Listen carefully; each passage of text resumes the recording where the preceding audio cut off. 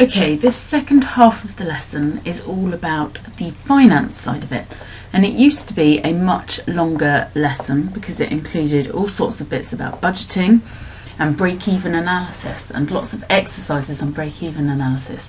However, you have been doing all of those in finance, so this should be a lot more familiar. So what I'm going to actually do is go through the series of slides that are here. And then what I really want you to do for the second half of the lesson is actually focus your understanding of finance into the project and work much more on your project rather than some of these theories. But of course you can have a look at the book as well to get some information, but really these next slides are a summary of that. So without further ado, let's think about first of all, what is control all about? Now, we've looked at control already again in finance. So in this example, it's very much about information processing as well as reciprocal communication or feedback.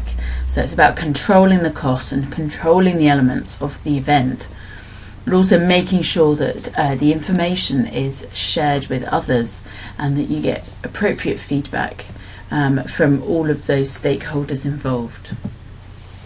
So there's elements of control as well, which are all about establishing the standards of performance. So you might remember we looked at establishing the standards of perhaps food you were purchasing. But in this example, we're taking a much more holistic view of the event. So we're establishing the standards of performance, both from a customer service perspective, but also from a financial perspective. These standards of performance are a bit like the budget.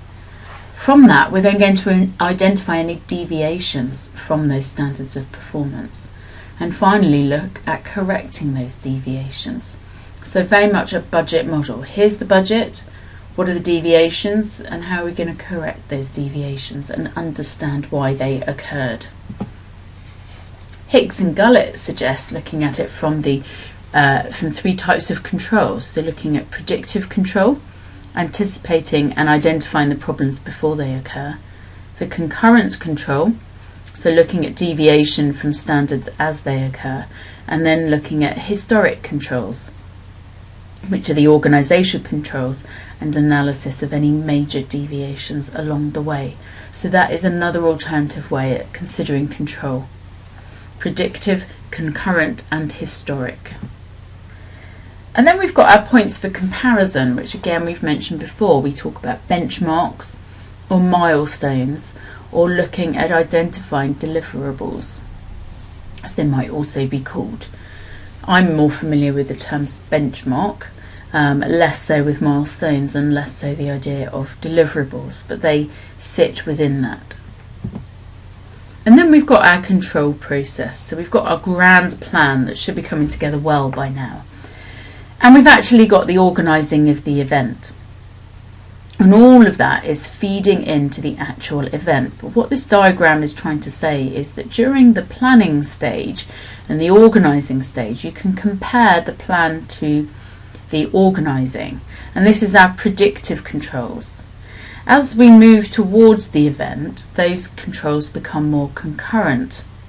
And of course, once the event has actually happened, they're very much about historic elements. And I don't know if you can see those big black arrows in the middle, but what they're saying is that the difference between the plan and the actual organising of the event are the kind of benchmarks or milestones or the deviation from those. So it's quite a good diagram if you can pick up all of that based on those two previous slides that we've been talking about in terms of milestones, in terms of the type of control, and looking at it on the timing of the event as well. So just have another look at that diagram as we move on to the next slide. So control mechanisms, I'm sure we're aware of this, and this is a bit like smart targets, but the mechanisms need to be meaningful and efficient. They also need to be simple and relevant, as well as timely and flexible, and they need to suggest action that would be taken to improve the situation. Our control methods could be through reports and meetings. It could even be through project status reports, which very much feed out of the concept around project management. Could come through delegation and self-control, or through some of the quality mechanisms, or actually a whole sample of those 4 areas. And under self-control, I've put here stop, think, and when you're thinking, what could happen, and is that what you want to happen? It's quite a good tool for general in life, isn't it, as well as for events. But anyway, think about it. Stop and think, what could happen, and is that what you want? And if it is, then crack on, and if it isn't, then take a step back and rethink where you're going next. We then look at how we construct the budget, and we've already looked at this in finance, so a lot of this will be quite familiar already. But we've got our master budget, which is going to focus on each cost and revenue item in terms of the whole event. We've got our functional budget, which is constructed perhaps for a specific programme element or cost centre or department. I would worry about that less in relation to the actual NVQ dinner and focus just on one master budget. By constructing your budget, what you're doing, of course, is forcing the allocation of resources, but you're also financially planning the event. We have to financially plan our lives these days, and that very much fits into this. If you don't plan, you don't know where you end up, or it can all end up in complete disaster with being overspent and bankrupt. So this is why we need to make sure we have our budget here. And in so doing, what we're doing is imposing the necessary financial discipline that is required for any business that's going to run successfully.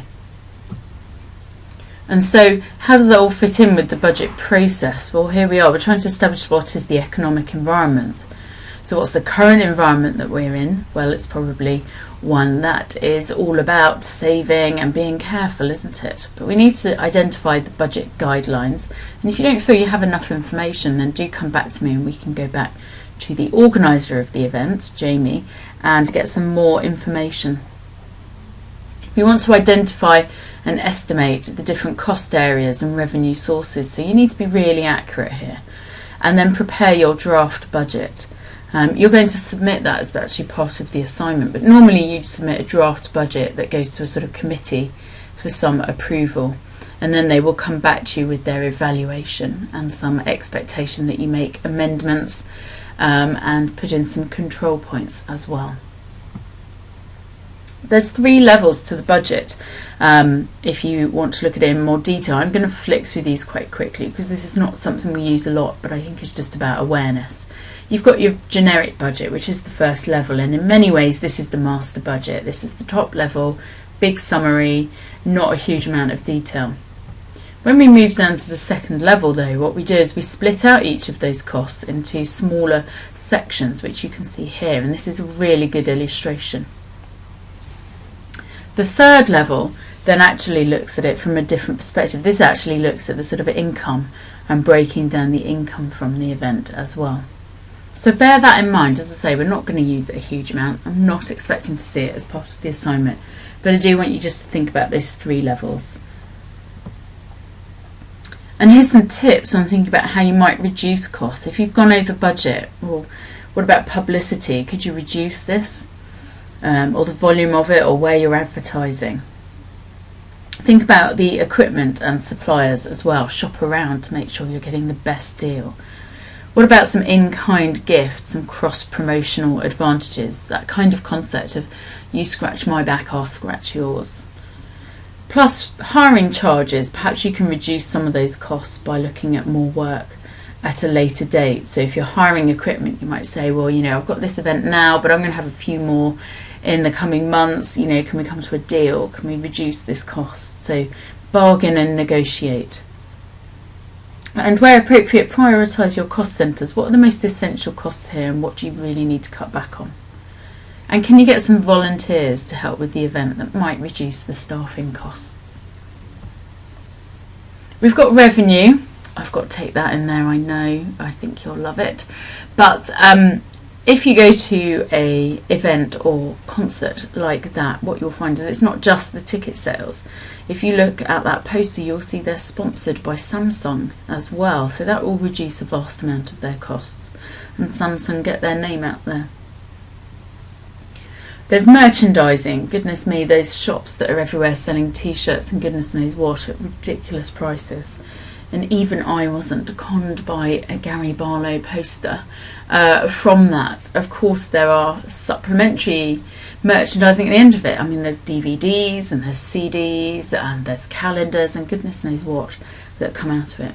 But also, which may be more relevant to your event, there are opportunities of income from grants or from even doing some fundraising, or perhaps even generating some fundraising at the event. Prices are usually decided based on covering the costs, the market demand, and any perceived value there is. You could look at increasing the projected income by ticket scaling, so varying the price. We would call this revenue management, which I know you've looked at a little bit with Laker. So if you think about those revenue management skills that you might be applying to the concept of how you sell tickets, probably not appropriate for the scenario you're looking at, but in a bigger scheme where you were looking at other events, you may well think about, cheaper tickets if they buy early. Of course, the merchandising, which we've mentioned, or the retail concept.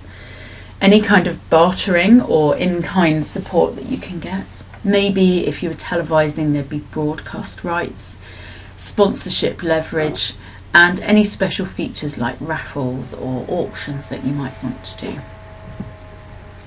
So in a minute, what I want you to do is take 20 minutes to start this workshop activity. You may well want to carry this on, and this will really feed then into your homework. But I want you to take 20 minutes to start thinking about the costs that are related to the event. Also, what's your revenue for the event? What's the budget? I'm sure you have been given that information, but if you haven't, again, go back to Jamie or come and talk to me and I will find out for you. What's the projected cost? In fact, there's not a huge amount of revenue generated at these events, so it comes out of a budget, and what is that budget? Profit is probably not relevant here to think about, unless you want to do some fundraising that goes back into the department funds for extracurricular activities or a trip or taking the students out to different environments. So what are your costs and how much? So the most important part of this workshop is really thinking about the costs involved and whether that fits in with the remit that you have been given for the dinner. So that's your workshop activity, and when you've done that, you can move on and go through the conclusion to the lesson.